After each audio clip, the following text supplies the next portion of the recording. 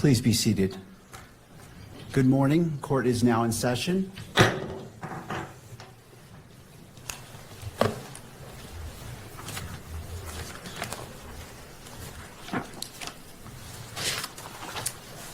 Calling the case 251403576, State of Utah versus Tyler James Robinson. Counsel, could you enter your appearances, please? Chad Grunander, Jeff Gray, Lauren Hunt, Ryan McBride, and Chris Ballard for the state, Your Honor. Good morning, counsels. Good morning, Your Honor. Kathy Nestor, Michael Burt, and Richard Novak on behalf of Mr. Robinson. Good morning, Your Honor. Good morning to you all. Good morning. And to the jail. Do we have Mr. Robinson present? Yes, Your Honor. All right. Mr. Robinson, good morning to you as well. Counsel, as we begin, I have entered orders allowing the admittance of Mr. Michael Burt, Mr. Richard Novak, pro hoc vice, and appointing them along with Ms. Catherine Nestor to be Mr. Robinson's counsel. The court enters findings that the combined experience of counsel meets and exceeds the requirements of Rule 8. Counsel, do we have, what would we like to accomplish today? I have two items, Judge. I just wanted to make a record that under Rule 16 of the Utah Rules of Criminal Procedure with respect to discovery, the state is required to provide to the defense within 5 days of the defense's request the discovery that we relied on in making this charging decision.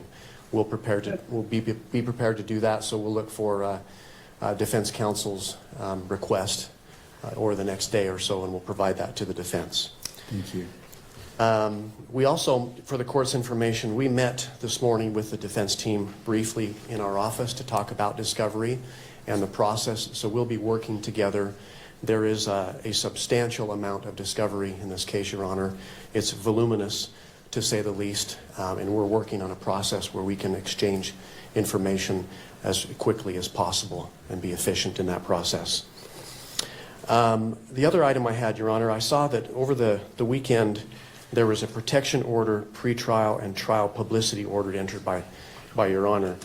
And I just was seeking some clarification. On page 2, at the end of the first paragraph, it reads, "To that end, lawyers participating in the investigation or litigation of this case shall inform all witnesses, investigators, consultants, staff members, or other members of the prosecution or defense teams that the prohibitions contained in this order." The state, we're seeking some clarification with respect to the phrase "all witnesses," Your Honor. There are a number of witnesses that have yet to be identified that will likely be used in the state's case. This occurred in front of 2,000 to 3,000 students at Utah Valley University. So we're in the process of identifying those witnesses. And so those individuals are presently unknown right now. So we're looking for a little clarification from the court. And I suppose we're not going to make any arguments today, but there may be some follow-up pleadings that we may need to file. Thank you. Ms. Nestor, did you want to be heard about that issue? No, Your Honor, we would defer to whatever the court wants to advise them on that matter. I mean, I think it's fairly obvious that we don't know who all the witnesses are in this case yet. I think it's just important that if anyone is identified that they have information about this order. So I think other than that, we wouldn't weigh in on any other matter. Thank you. Well, thank you for that question. That's an important one. The court will rule that as the witnesses become known to each side, that information is conveyed to abide by this order. Obviously, there are potentially many witnesses, and so it's not the expectation that you would be able to do that up front, but as they become known, I would ask that you would inform them of this. Anything else, counsel? Nothing from the state, nothing else, Judge. Thank you. Ms. Nestor. Thank you, Your Honor. We recognize that we are here today for a waiver hearing.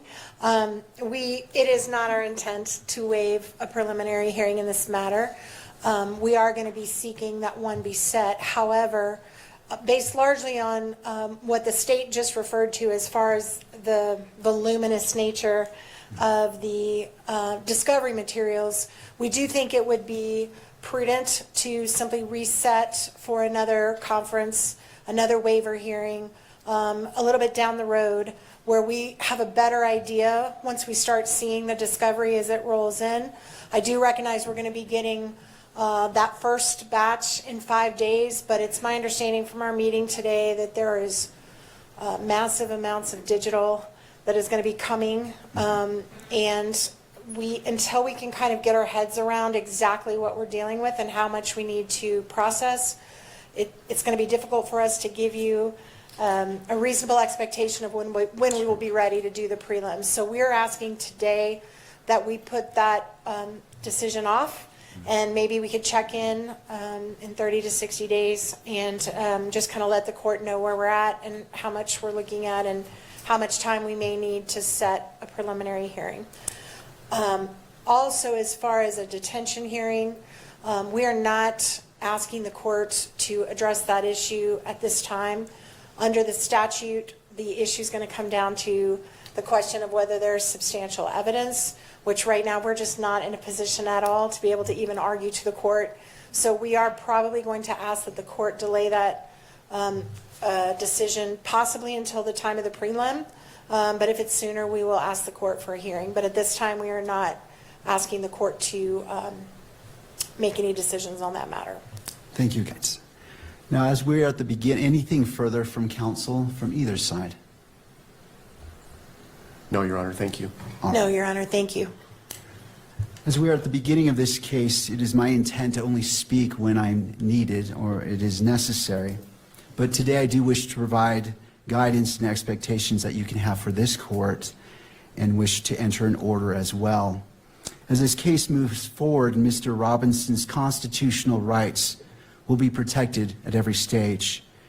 He sits before this court presumed innocent, and that presumption remains unless and until each element of every offense charged against him is proved beyond a reasonable doubt.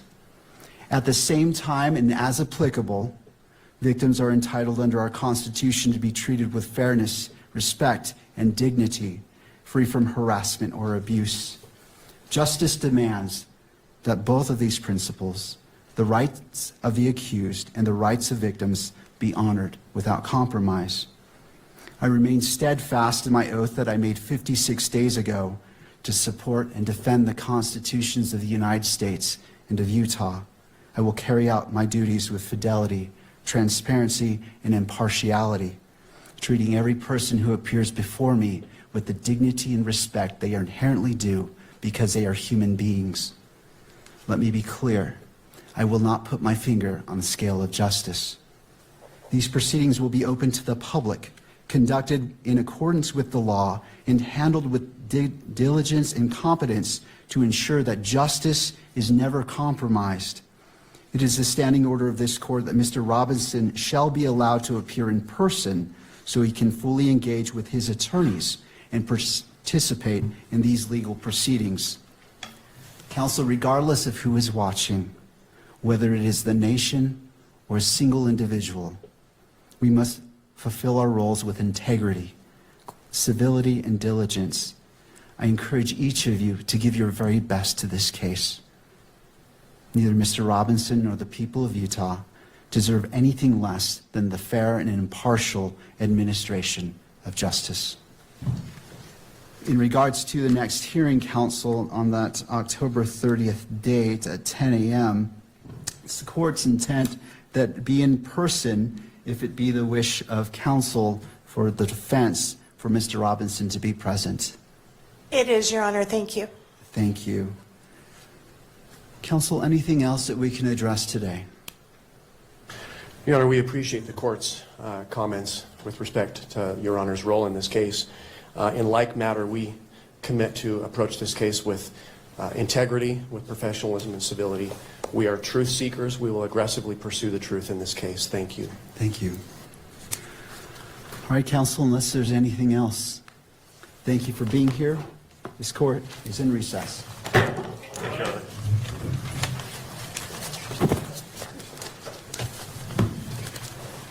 my stamp on that. Okay.